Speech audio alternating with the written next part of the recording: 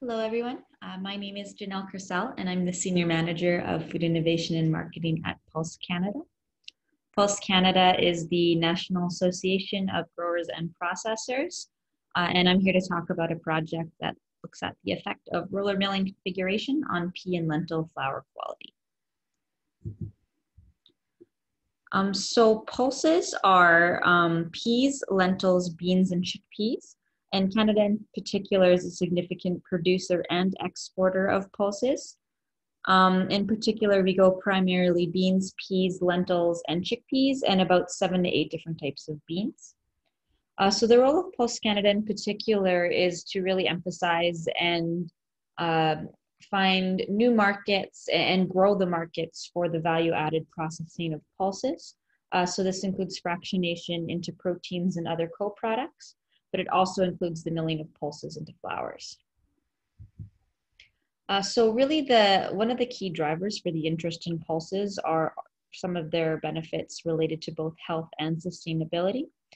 So the consumption of pulses has been found to confer some nutritional benefits, including the attenuation of blood glucose and cholesterol, and it's also a significant source of nutrients, including both protein and fiber. As well as growing pulses helps contribute to sustainability through its lower water and carbon footprint and improvements to soil health. So pulse flours in particular have been shown to successfully be incorporated into a number of different food applications. So there is an existing research and knowledge base that's beginning to be formed around the use of pulse flours. However, this project was designed and intended to capture some of the research needs in this area. So largely, one of the main reasons that people would use a pulse flour is the complementary nature of the protein to cereals.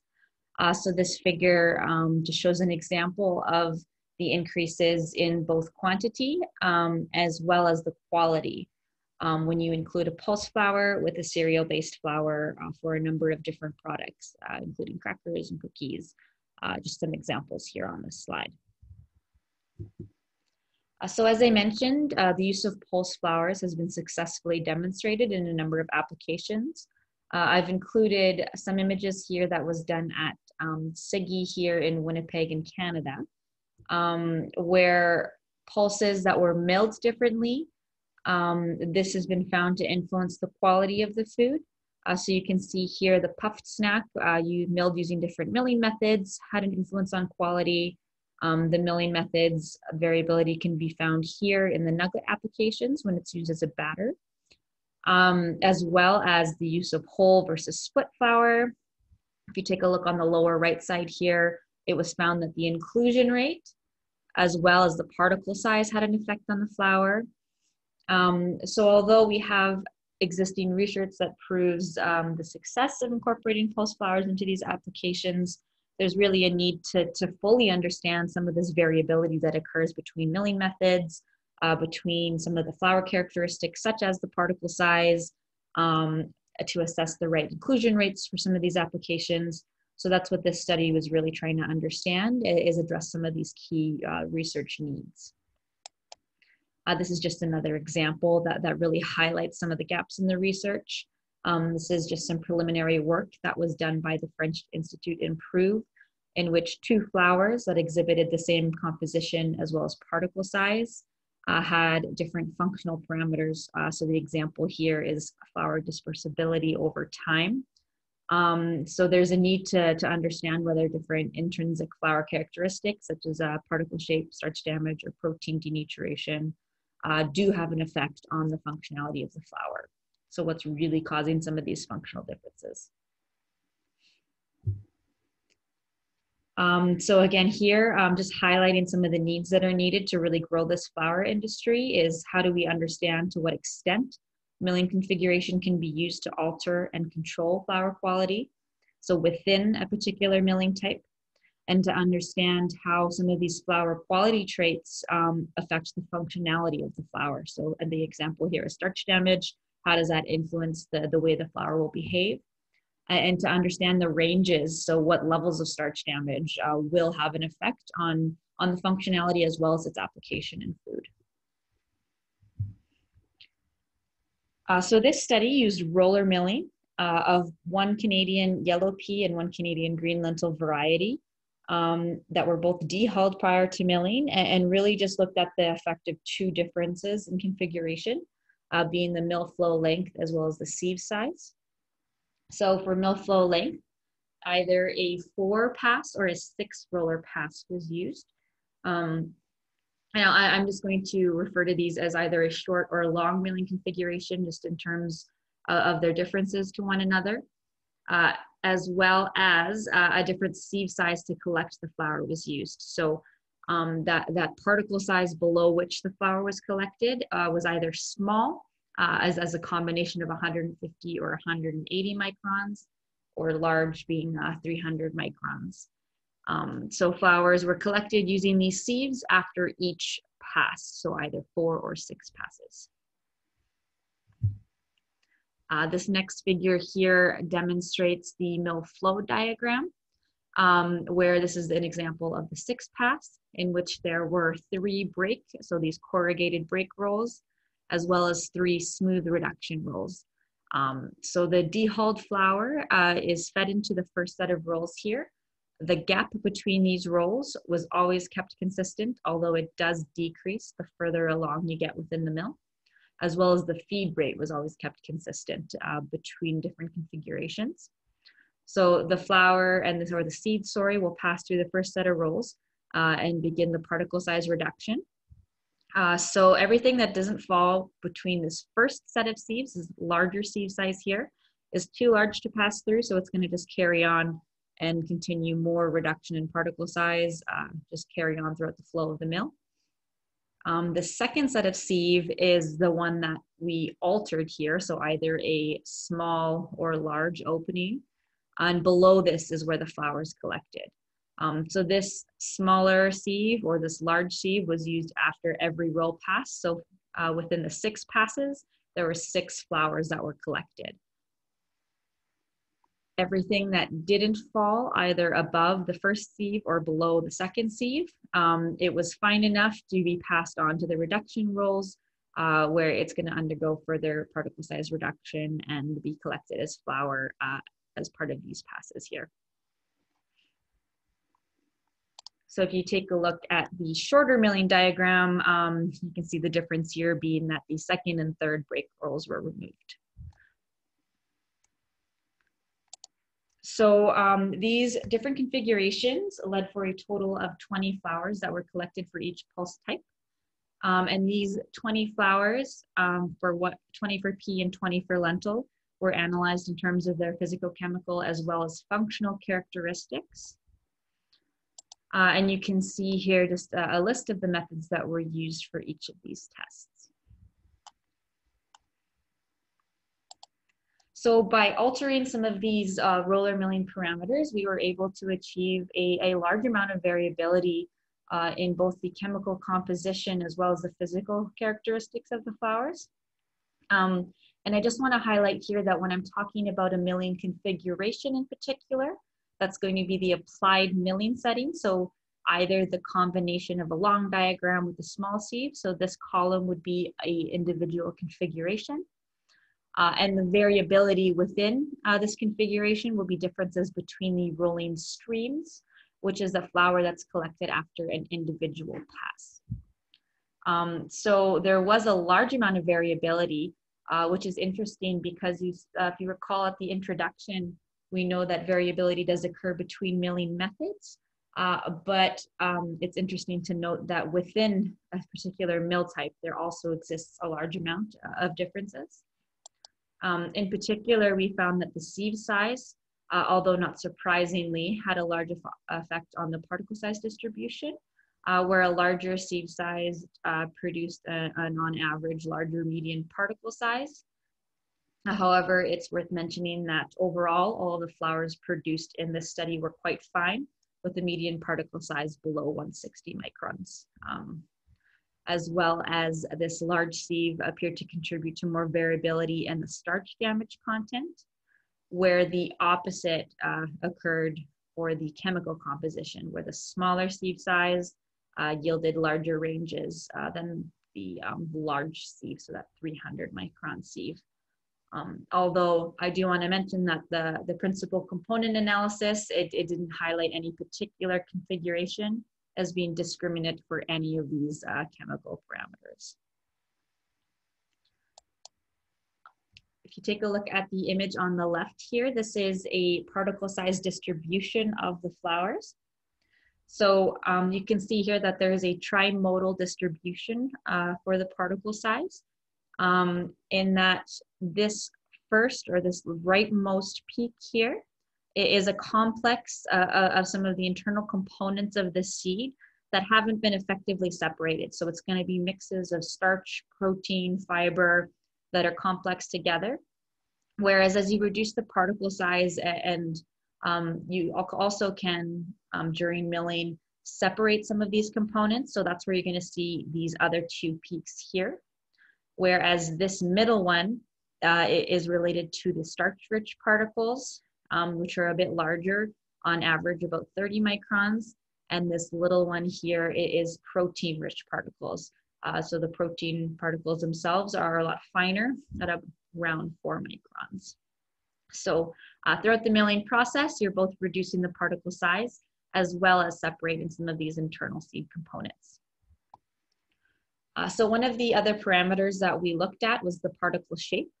So these two images here on the right are looking at the circularity and the elongation of the flower particles.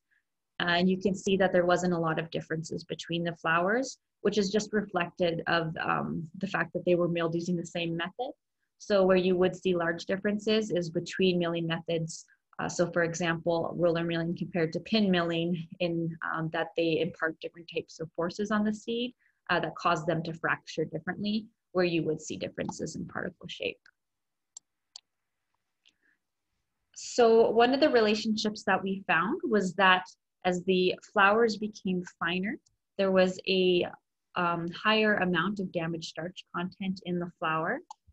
So you can particularly see that emphasized below this 40 micron range, which is a little bit larger than the size of a starch granule, if you recall from the slide before. And this is interesting to note here, just that marked increase below there where those starch granules are really getting broken down by the milling process. Although overall the level of starch damage was relatively little for this project, ranging between 4 to 8% on average. We also found a positive relationship between the level of starch damage and protein content. So if you recall from the previous slide, the finer the particle, the higher the level of starch damage, just because that starch granule is getting broken up a bit more and damaged. As well as the protein particles are a lot finer. So if you grind the flour to a finer size, it makes sense that the more of that protein rich and more of those protein particles are getting released to increase the protein content of the fine flour. So here's just kind of demonstrating that relationship that was found in this study. This next figure here shows the level of damaged starch within configurations as well as between the streams. So each color here is representative of a different milling configuration. However, B1, B2, B3, this is referring to those streams that were collected. So you can see here that within configurations and within streams, there was a large amount of variability. But when you combined the flour, so that 100% of the yield was combined as to be a whole flour, it kind of leveled out the starch damage. So that really speaks to the power of blending in order to produce flours with a particular desired characteristic. So if you wanted to produce a flour with a higher level of damaged starch, because these later break rolls had a higher level of damaged starch, you could choose to incorporate more of those into your flour product to produce a flour with a higher level of damaged starch. I do want to point out here that in terms of yield produced during the milling of these flours, that most of the yield was retained in the first couple of reduction passes, where about 11 to 17% of the yield in the first break roll. and that both pea and lentil displayed similar patterns in terms of the yield, so where most of the flour was produced, as well as patterns in terms of the level of damaged starch across the milling streams and between the configurations as well. So this figure is the same figure from the previous slide. However, I removed all of the other configurations and focused only on the long diagram with the large sieve opening because you can really get a better feel for the variability that was distinguished between streams. So the difference between the first break pass and later in the reduction cycle. This is again the same figure, however, for an individual stream, that first reduction stream, and just showing the differences that occurred between configurations. So there really exists a large amount of variability between flours, and the milling method does have a lot of power in terms of resulting in some of this variability. If you take a look at the whole flour, so these two charts here represent 100% of the yield, with the green bars related to the longer mill flow length and the blue bars related to the shorter mill flow length. We found that when you combine flours, on average, the longer mill flow length resulted in a lower level of damaged starch. And this is likely the result of a longer pass will more gradually reduce the particle size. Therefore, it's not going to be as harsh of conditions, and it's going to break down the starch particles a little bit less. Then when you mill it a little bit faster, it's a much harsher breakdown of the particles, and the starch granules might exhibit a little bit more fracture and damage. This next figure here highlights some of the differences between the long and the short milling configurations between their individual streams that were collected. So similar to the starch damage, there also was variability in the streams for protein content, where you can see here that most of the yield was in the first break roll or the first beginning of the reduction rolls. So again, this really speaks to the power of being able to use blending to create either a high or a low protein content, where you could select more of these reduction side flours to produce a high protein content flour or product for a particular application. This table demonstrates some of the functional traits of the flour, where certain ones were really affected by the milling method. For example, you can see that there was a considerable range for foam stability, whereas some of the other ones weren't necessarily as variable. You can see here an example is the final viscosity. They weren't necessarily as discriminant by a milling configuration where there was a similar range exhibited by all of the different types of configurations applied. However, within a configuration, so that's those streams, we did see differences in the functional traits. So if you take a look here, every individual color is a different stream that was collected within one process. So you can see differences in the final viscosity, large differences in the foam stability. And it's just interesting to note that this variability existed as it's going to be interesting to do further research and assess how the milling method could be controlled potentially to result in some specific functional trait for a given flour. When we looked at the relationships between parameters, we found that there were significant ones. So for example, foaming stability was related to protein, ash, starch, and damaged starch content. However, the multicollinearity of the data makes it difficult to draw any conclusions. Therefore, it warrants further research to really understand the extent to which some of these parameters influence the functionality of the flour. This is just an example of the relationship between damaged starch and foam stability that we found, where and it looks like there's a certain degree of damaged starch required to achieve a stable foam. And this is suspected to be due to the increased viscosity that arises alongside a certain degree of damaged starch, which therefore helps to stabilize the foam. However, we did see some outliers in this data, although I do want to mention that these particular points were areas that were right before the collection of byproducts and very low yielding streams. Therefore, it is likely that they could contain some hull, which also could contribute to viscosity and help stabilize the foam, as well as these points were lentil samples, which are a little bit more difficult to dehull than pea. So I do want to mention that currently right now, we took 10 of these flours that varied considerably in terms of their protein content, damaged starch content, particle size distribution, and they are currently being tested in terms of how they perform in bread and noodle applications at a 10% inclusion rate. So it'll be really interesting to see how some of these parameters affect the performance of these flours within a food. So to kind of close things off here, some highlights from this project is we found that it was possible to produce a large diversity of flours from a given pulse by changing the milling configuration, and that a longer milling configuration produced flours on average with a lower level of starch damage, and that the streams within a given configuration were quite variable in terms of their physicochemical and functional differences. And overall, we found that a finer particle size was associated with increased levels of protein and damaged starch content. But by blending the whole flour, it kind of normalized the levels of some of these parameters. However, it also speaks for the power of blending to produce flours with a higher protein content. And this is really important when you're considering using these flours in food product development, as it could help to produce a consistent flour product that has a desired functional trait or a desired chemical composition for a particular food application. So it really ties into the fact that you want a consistent food product. So with that, you can find my contact information here on this slide. If you have any questions, please don't hesitate to reach out.